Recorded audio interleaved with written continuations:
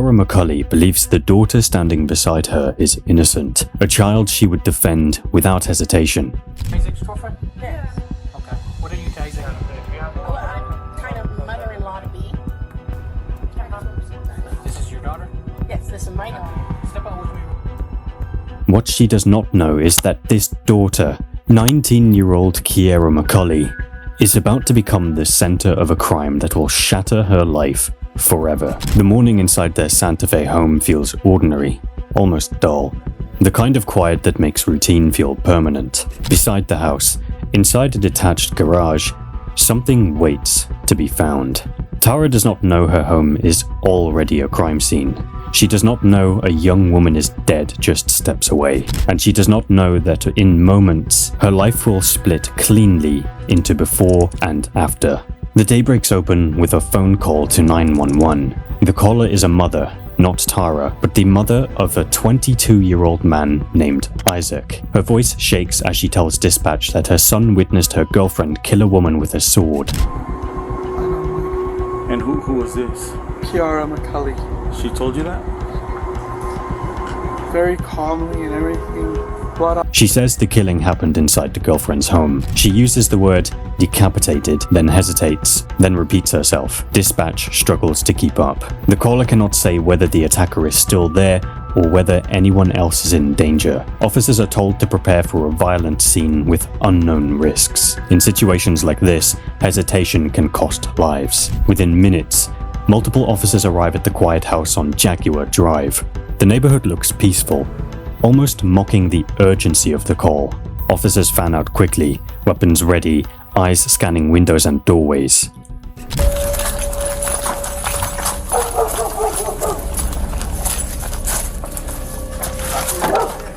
Huh? Kick it in. Let's put on the door. Kick the door. I got you covered. Police department, let me see your hands. Back up. Back up. What's going on? Who called? They do not know if the suspect is armed. They do not know if the victim is alive. They do not know if this call is exaggerated or understated. One team prepares to enter the main house. Another moves towards the detached garage behind it. Everything about their movement is cautious, because this is how officers stay alive. Who's in this garage? My fucking door! Okay, watch what you. Someone just called that someone just got. Step over here. Step over here. Someone just got stabbed. Inside that garage. That here?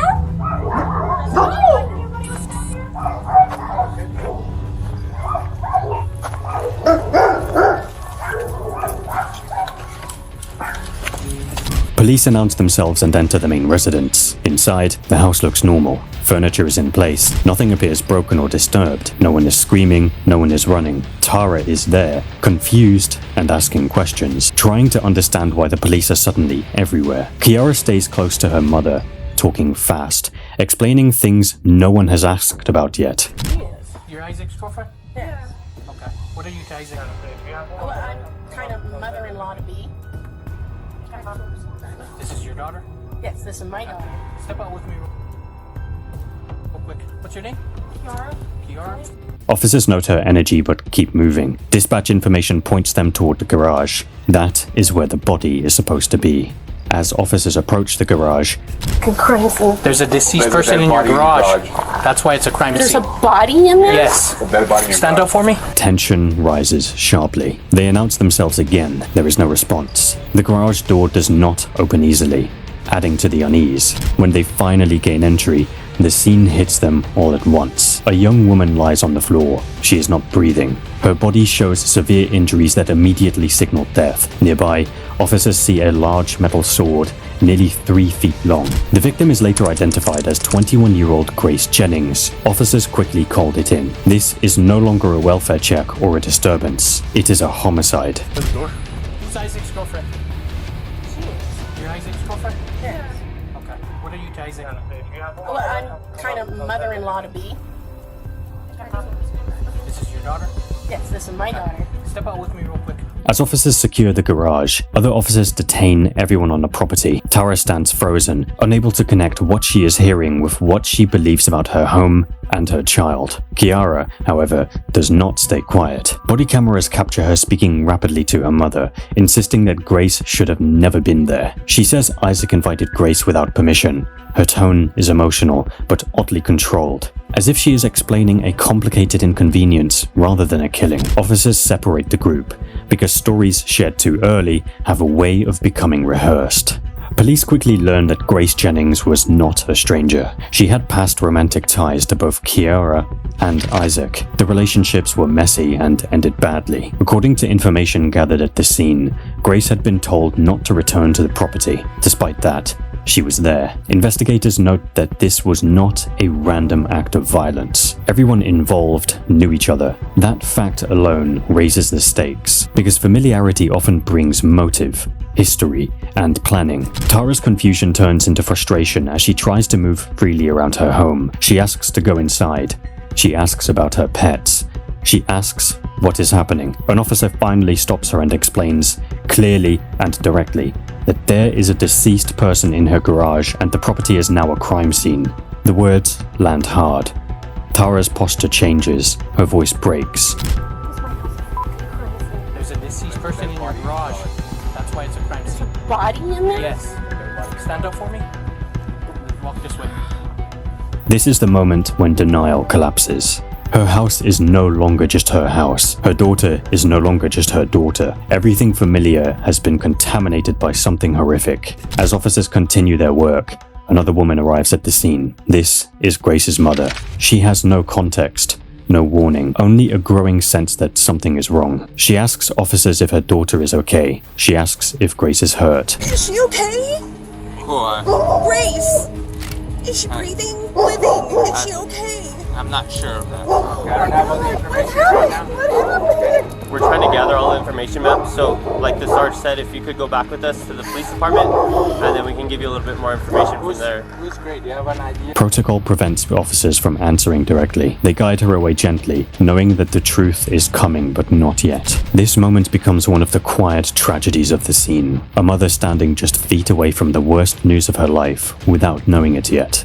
Attention turns to Isaac, who is not at the house. Dispatch information helps officers locate him at a nearby store. When they find him, he appears shaken and cooperative. He tells the officers he walked into the garage and saw Grace's body. I walked into the garage, and when I walked into the garage, she goes, "Oh, I just did it."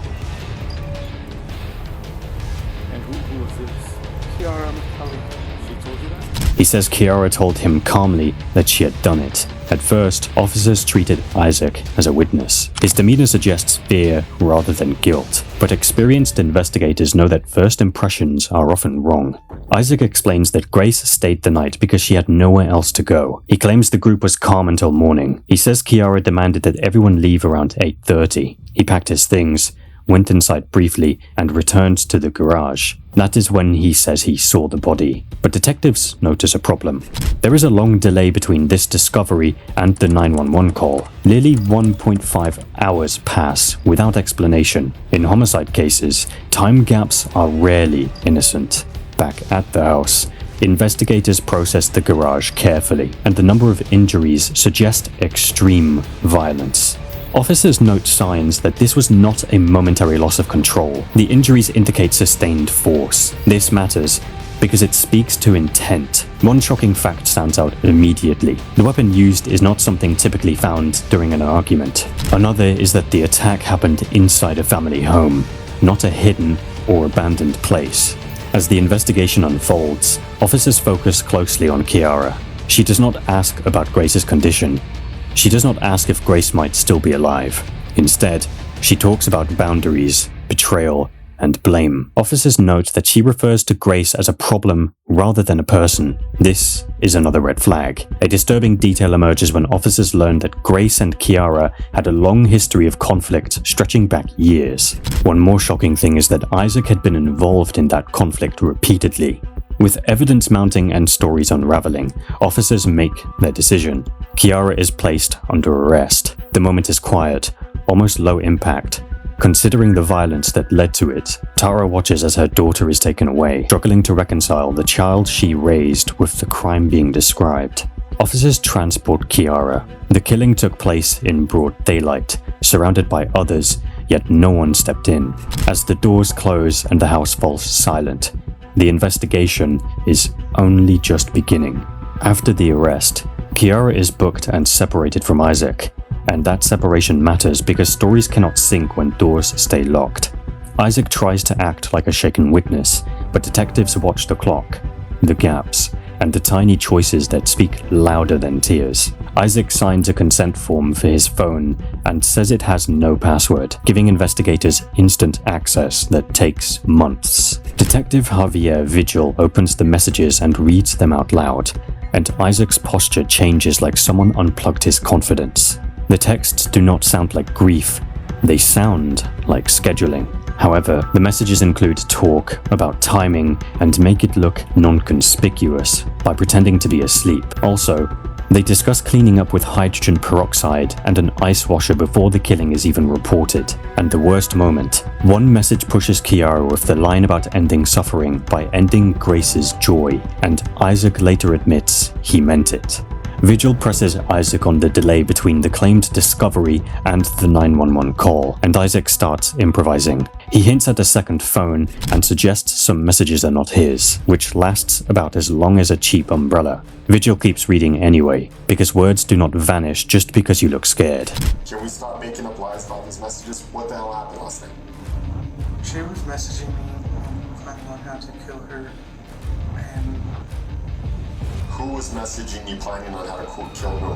Kiara, Kiara was messaging you on planning how to kill Grace. Grace? Yes. Later, under pressure, Isaac admits he sent the messages and says he wanted Grace dead, while still insisting he did not kill her. Isaac claims Kiara had been planning to kill Grace since 2020, which buries any "it just happened" story. Then came the most shocking phase of the case. Kiara's statements add a different kind of chaos. She says she cannot remember the morning and blames an undiagnosed multiple personality disorder, which detectives treat as a claim, not an explanation. Then she describes a secret organization called Ghost that gets rid of people, claiming Isaac told her she would rise in ranks if she killed Grace. Detectives say they have never heard of Ghost, and they do not smile, even if the name sounds like a club. Finally, Kiara says she was partially hopeful Grace was dead, while also saying she is not sure if she killed her. Both defendants face first-degree murder charges, and both are sent for competency evaluations, turning the case into a legal waiting room with sharp edges. A judge orders that Kiara cannot talk to her mother during evaluation because her mother is a witness, and her mother says she is now cut off from her family connection. Kiara later pleads guilty to aggravated second-degree murder and conspiracy under a deal requiring testimony against Isaac, with 30 years tied to the brutality, and the courtroom is left waiting to hear what she will say when it matters most. Bye for now. Thanks for watching.